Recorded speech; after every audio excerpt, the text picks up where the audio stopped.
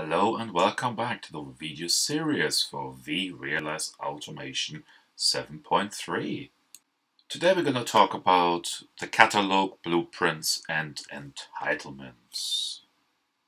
So we're going to create two blueprints. You have a Windows Server 2016 blueprint where you can specify a site.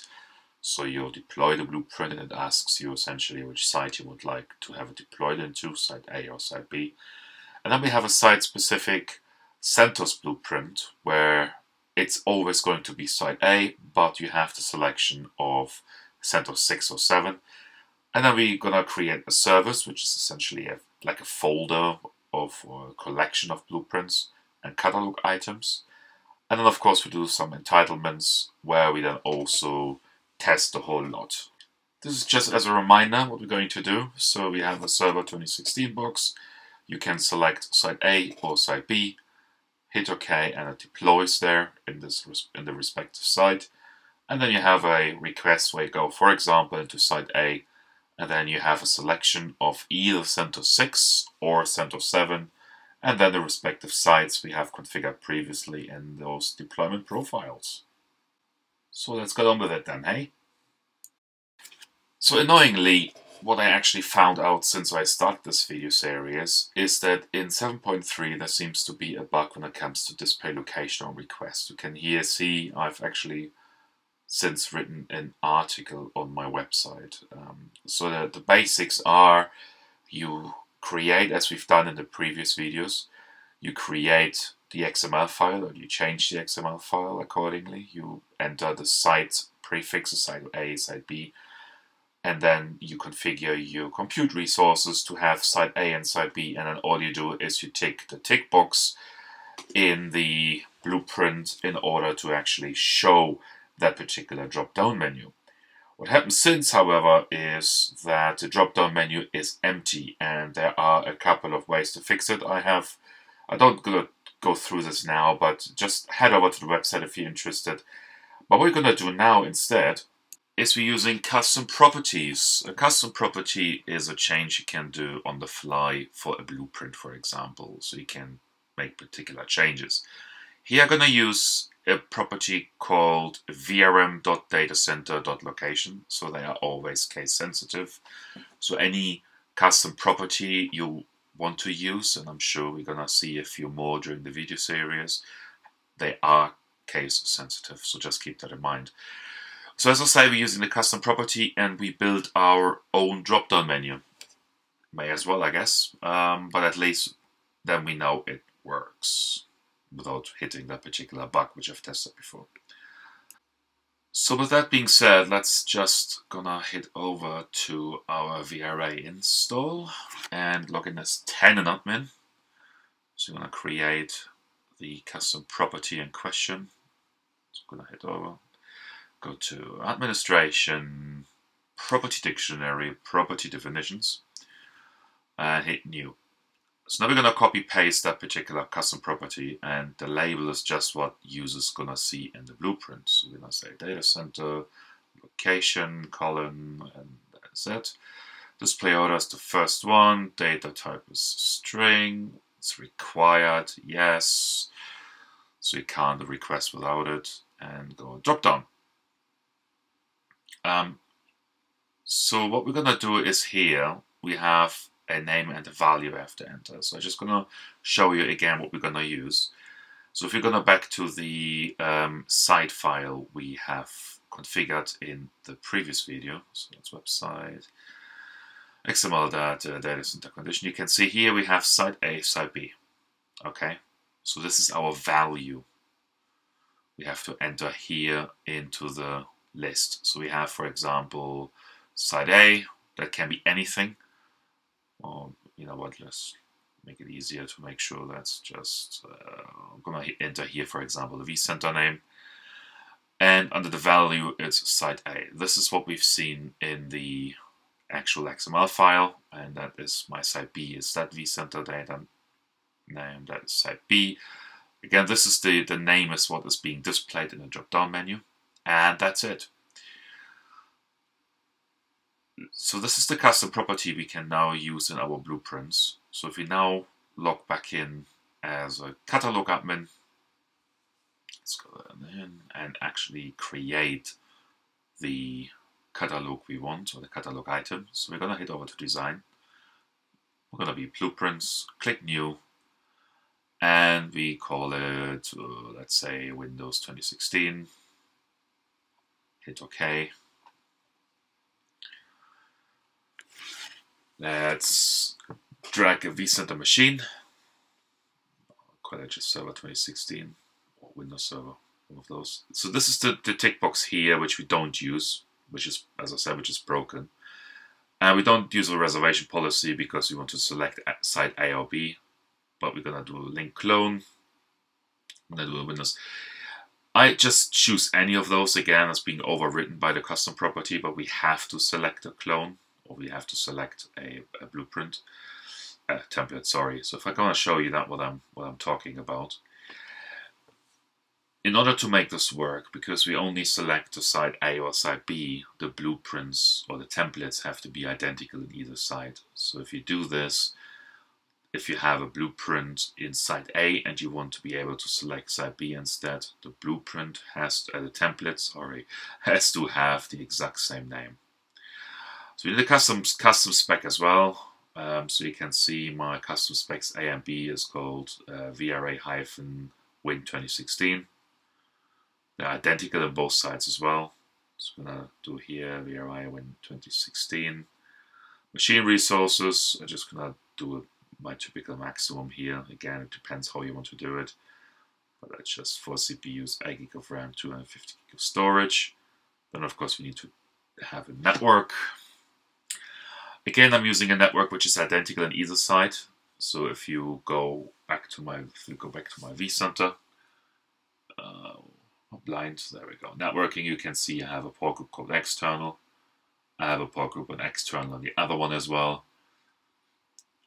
So we go to there. So we select here external because that network can be used for both sides.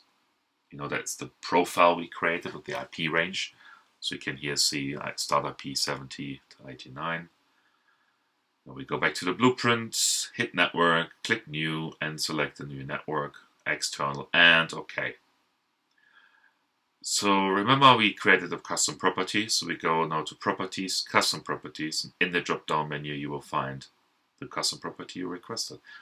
Now we need to show it in request, click OK. And that is our first blueprint. So if we now hit finish, I mean, you can hit save actually to make sure there are no errors. Click finish, and that's it. Publish it. Click publish. That's it. Now we have to make it available in the actual catalog. So again, you have services, catalog items. So we go services, which is kind of like a folder, if you will, a collection of your blueprints. Let's call this one Windows, for example. I'm just gonna find an icon I have somewhere on my desktop. You can Google VCSE icon pack and you can find it on Google easily. Which Windows? That's a cute bow Windows. That doesn't really matter. We leave the rest. And now we have to assign our new blueprint to it. So we go to catalog items, go to Windows Server, and select under service the newly created service. And let's create a new, let's use the below one, a new icon, because that's a typical 2016 icon anyway. Okay. And you can see nothing is in the catalog yet because we still have to give permission to the right people. So we have to create an entitlement, create new. Let's just call it production entitlement. Set it to active. We can use all users, allow it to all users, admins and users alike. Or you can specify users. So for example, here I'm using VRA user. That's users. We're going to add a service. That's a new Windows service. We created entitled items. You don't have to specify individual items if they're part of the service. So you could also have individual items which, for example, you don't want people permission to, or vice versa. You want to give permission to blueprint, which are not part of the service. So under entitled actions, you can see there quite a lot.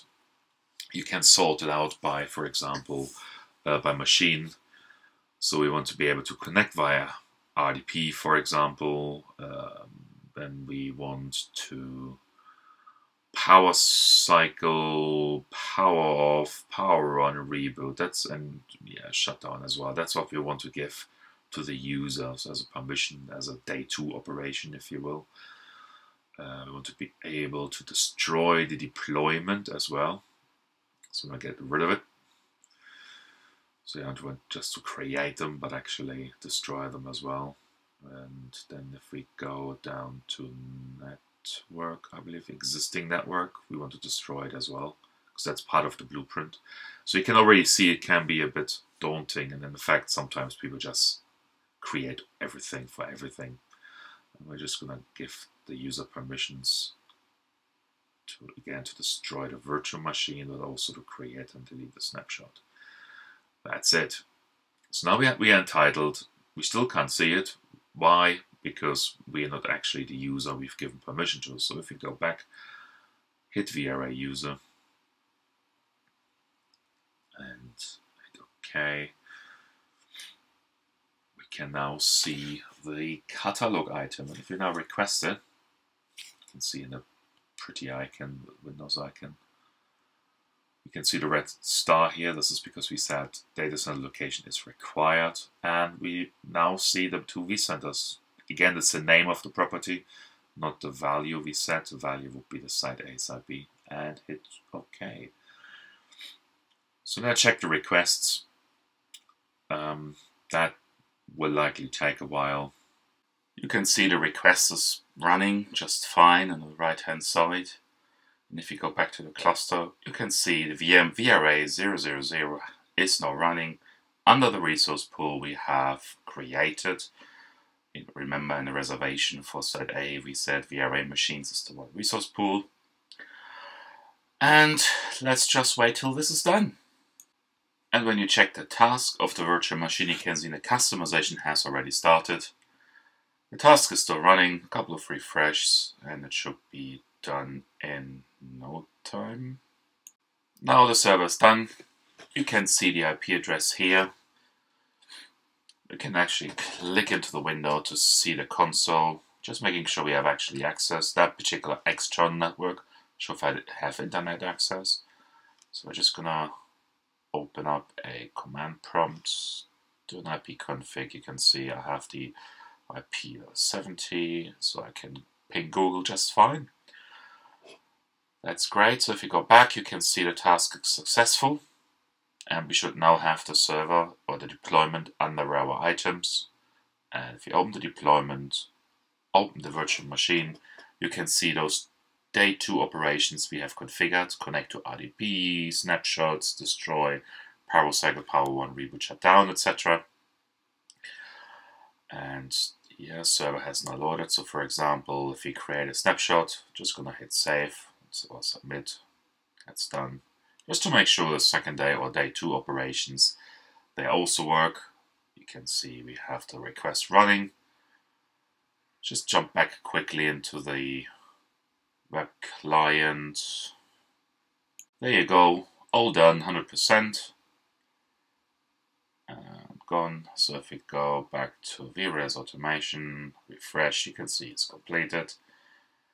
And on the item, if we just reopen this, close, and then reopen this to refresh, you can see we can now delete the snapshot. So I hit delete, click select, tick the particular one, and submit, and job done. So that is it in terms of testing as well. So we've now created a single blueprint where we can select a particular site, tested it, that's working. Just gonna wait now for the snapshot to be deleted. There we go, remove snapshot, that's gone. And yeah, let's go over to the second one. So we're gonna log out and log back in as a catalog admin. Remember, now we're gonna use the component profiles we've created in the previous video. So we're gonna go to design, create a blueprint. Now we're gonna create a generic CentOS blueprint where we can select CentOS 6 or 7 and the particular sizes we have, small and medium or small, medium, large. It's going to create this, drag a virtual machine over, call it, for example, just CentOS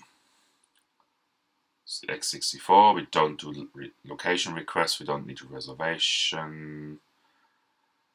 Linked clone, we're gonna use, that is for site A specific only, so you're gonna choose a site A linked clone and just gonna have a look at the customization policy, which I believe is vRealize CentOS 7 x64. But we're gonna use the same policy for CentOS 6 as well. It doesn't really matter. There are no 6 or 7 specifics in there. I'm just gonna use my usual maximum. They're going to be overwritten by the component profiles anyway, but I'm a beast of habit, so I'm just gonna do that. So I'm going to do a network, existing network. Once again, I'm going to go for the external one because they're identical on either side. So I'm going to do external, add the external network to the blueprint. There we go. That's it, external, click OK. And then we don't do any properties, but we use profiles now. So we're going to add profiles, both of them, site and image. OK, and then we're going to edit the value sets. So here again we only use A, so we go A, but with 6 as the default. You can obviously change it again, but we just leave this by default as unless someone makes a change. 6 is being deployed, and we go for the size, and let's just go for small, medium, and we use small as the default. Okay. Just finish that, that's okay. Now once again we need to create, first of all of course publish it, and then we need to create catalog entries. So we have to go to administration, catalog managers, create a new service. So we have Windows. Now if we just say Linux, that'll do. And once more, we're just going to create an icon. Let's call us Linux with a nice penguin. Okay. Then we go back to the catalog items. Now we have to assign our CentOS blueprint to the Linux service. There we go. And then, of course, also create a nice icon. You can download this if you Google VCSC icon pack. You can actually find it easy on Google. Now create entitlements, production, items approval, and we're just gonna add the entitled services. Okay, finish. And now if we just go log in back as a user, we should be able to deploy our first user, our first Linux catalog. So if we go to Linux, now you can see the icons nicely because we have multiple services. So let's deploy a CentOS one. Again, the default is CentOS 6, so I'm just going to stick with that for now. I'm going to test the 7 later and also the size change. But for now, I go over the defaults to see if the default's working. So we're going for CentOS 6 and small and hit OK or submit. OK, and then we have a look at the requests and see that the request is in progress. And I'll stop it right here and come back when it's done. So one thing I'm not afraid of is showing that I messed up. So you can see here the CentOS deployment has actually failed, and you can see this is request 4 out of, yeah, 4th out of 4. So clearly never tested it before. So why? Simple. If you check the view details, you can see that it says it cannot find a template with the name A CentOS.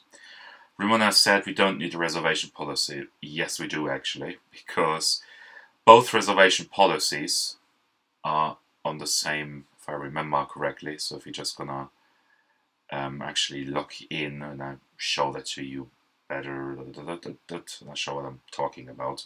So if you go back to the reservations, you can see that. We're clicking around like a donkey. So reservations, you can see this reservation site A and B have actually the same priority. They have priority 1.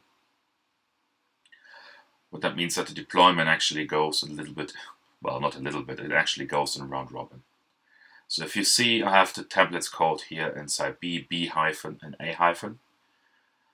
And of course, when it goes in round robin, it wouldn't work. So if we now have another look at, so here the priorities, you can see priority 1 and 1. And you can see the machine total in A as 1. So naturally it would go with the next one to site B. But inside B, if we go back to the request and have a quick look, inside B, it will of course not find a template called site A. So there's little my brain not quite working, obviously. So if we go back and now just select a reservation policy really for site A, and then at least we should be able to go. I mean, you would probably, it's rather than, I mean, you remove the service here, you can see I selected a template, site A. So to make it more obvious, you probably would have a service called site A and then have a template underneath that, etc. But let's just go back out and actually do that again. Apologies for that, but I'm not afraid to show that I mess up. So, you know. Okay, let's do that again. So I'm gonna hit submit, request again, center 6, small size, hit OK, go, and I'll come back when it hopefully now works. And finally successful, wonderful.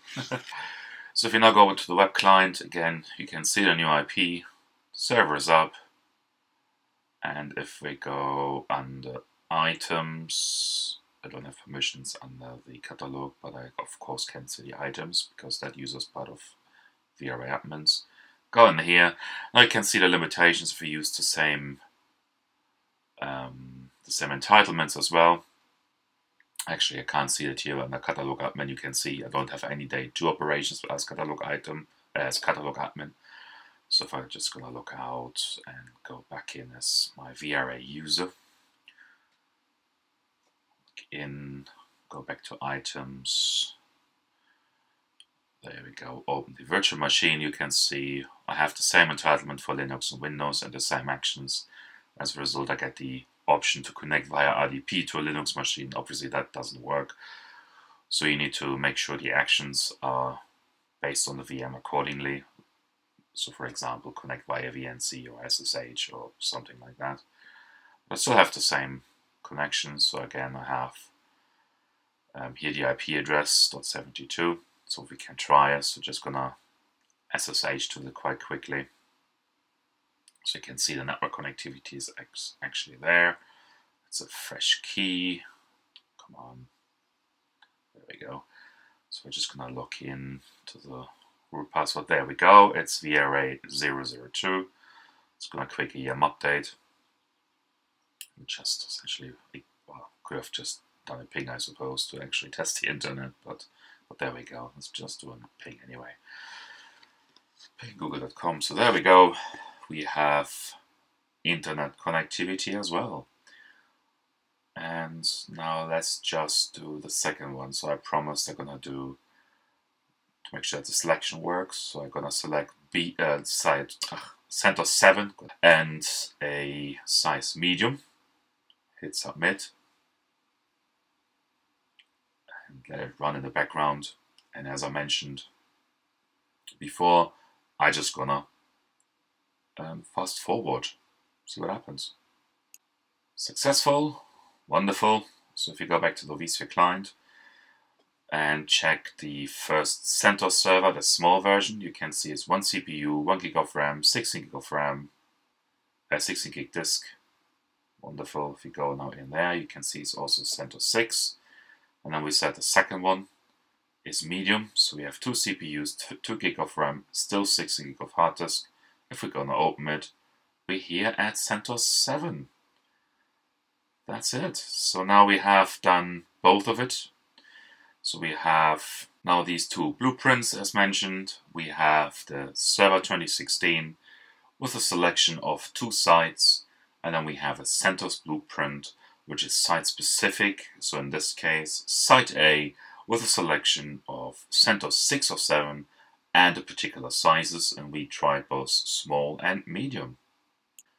So in part 13, we're going to talk about the NSX integration. We're going to do blueprints with rooted and nutted networks. See you then.